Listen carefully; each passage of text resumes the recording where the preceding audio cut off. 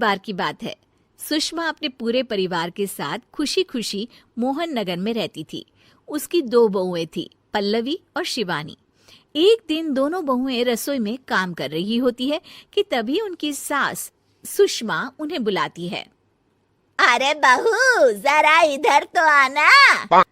शिवानी, जरा जाकर देखना सासू माँ क्या कह रही हैं। दीदी आप ही देख लो ना जाकर, आपको भी तो सुनाई दे रहा है। अरे मैं आटा गूंद रही हूँ ना, तुम चली जाओ। हाँ तो मैं भी तो सब्जी काट रही हूँ ना दीदी। अरे बहू, जल्दी आओ। ओह, ये तो जाएगी नहीं। मैं ही जाकर देखती हूँ कि क्या करना है। पल्लवी सुषमा के कमरे में जाती है। जी मम्मी जी, क्या हुआ? शाम को घर पर कुछ मेहमान आने वाले हैं, तो तुम अच्छा सा खाना बना लेना बहू। ठीक है मम्मी जी, आप बता दीजिए क्या क्या बनाना है और कितने लोग आ रहे हैं। सुनील की मौसी जी और उनका पूरा परिवार आ रहा है। कुल मिलाकर 3 लोग और हमें मिलाकर हुए 9 लोग। तो अभी से ही तैयारी करना शुरू कर दो। और हाँ, घर की सफाई भी कर देना, हाँ, अच्छे से। जी मम्मी जी, सब काम हो जाएगा, आप चिंता मत कीजिए। पल्लवी शिवानी को घर में मेहमान आने वाले हैं इसके बारे में बताती है। क्या 9 लोगों का खाना बनाना होगा, घर की सफाई करनी है? बाप रे, सासू माँ ने तो हमें घर की नौकरानी ही समझ कर रखा है। ऐसा नहीं बोलते शिवानी, हम इस घर की बहू हैं और घर के काम करना हमारा फर्ज है। दीदी तो है ही सासू माँ की चमची, जब देखो सासू माँ सासू माँ। मैं तो इतना सारा काम नहीं करने वाली। शिवानी कपड़े लेकर गमला साफ कर रही होती है और चक्कर आने का नाटक करने लगती है। मेरा सर चकरा रहा है। तभी वहां पल्लवी और सासू माँ जाते हैं। अरे बहू, क्या हो गया तुम्हें? मम्मी जी, बहुत तेज सर में दर्द हो रहा है। तुम एक काम करो शिवानी, आराम कर लो। नहीं नहीं दीदी, घर में मेहमान आने वाले हैं, मुझे आपकी मदद करनी चाहिए। अरे कोई बात नहीं शिवानी, तुम आराम कर लो, मैं सब काम कर लूंगी। ठीक है दीदी, अगर आप इतना कह रही हैं तो आराम कर लेती हूँ। शिवानी आराम से अपने कमरे में मैगजीन पढ़ रही होती है।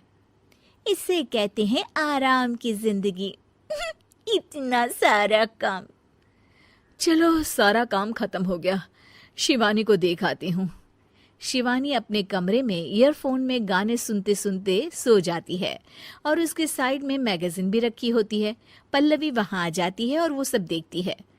ओहो, तो मतलब सब काम चोरी का बहाना था। अभी बताती हूँ इसको। घर का सारा काम मुझे करना पड़ा और ये महारानी यहाँ मैगजीन पढ़ रही है, गाने सुन रही है। पल्लवी रसोई से एक प्लेट और चम्मच लेकर आती है और शिवानी को थाली बजाकर उठाने लगती है। शिवानी अचानक से उठती है। उठ गई महारानी, गाने भी सुन लिए, मैगजीन भी पढ़ ली। तुम तो बहुत बड़ी झूठी निकली शिवानी। तुमने सर दर्द का बहाना बनाया ताकि काम करने से बच सको। हाँ, बनाया बहाना, तो क्या करती, इतने सारे काम करती। मुझे कोई शौक नहीं है चापलूसी का। क्या चापलूसी? तुम्हें लगता है कि मैं सारे काम चापलूसी के लिए कर रही हूँ? नहीं तो क्या। तभी वहां सासू माँ आ जाती हैं।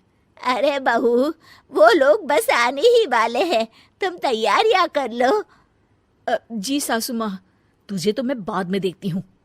सब खाना खाने बैठते हैं और खाना शुरू करते हैं। तभी सुनील की मौसी बोलती है।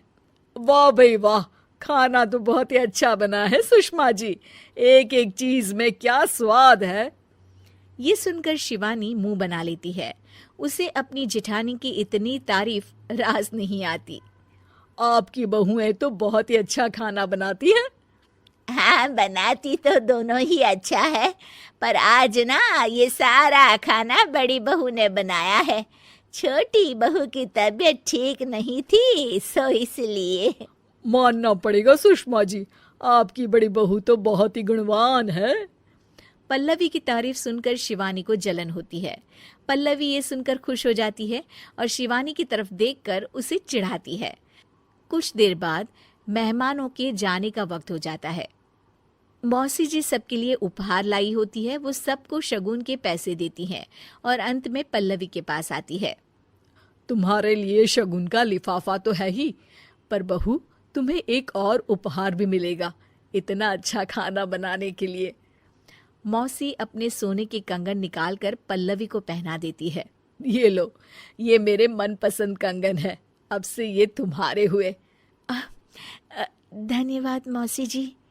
ये देखकर शिवानी तो पूरी तरह से जल जाती है और गुस्से से रसोई में चली जाती है। तभी वहां पल्लवी आ जाती है और उसे अपने कंगन दिखाने लगती है। देवरानी जी, अब आपका सर दर्द ठीक तो है ना? मुझे लगता है कि अब सर दर्द शुरू हो गया होगा आपका।